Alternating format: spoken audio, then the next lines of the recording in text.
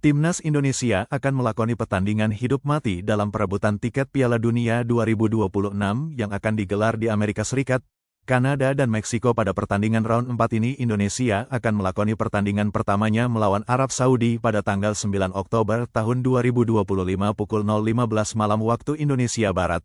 Sementara kedua negara pernah bersua pada pertandingan sebelumnya, yakni di round ketiga dengan hasil memuaskan.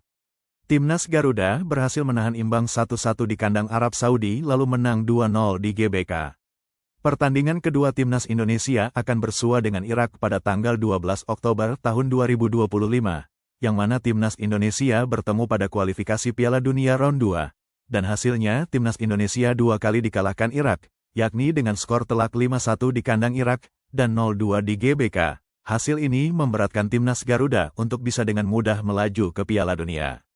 Pasalnya hanya juara grup yang otomatis melaju ke Piala Dunia 2026. Sedangkan untuk runner-up harus melakoni laga tambahan di round 5.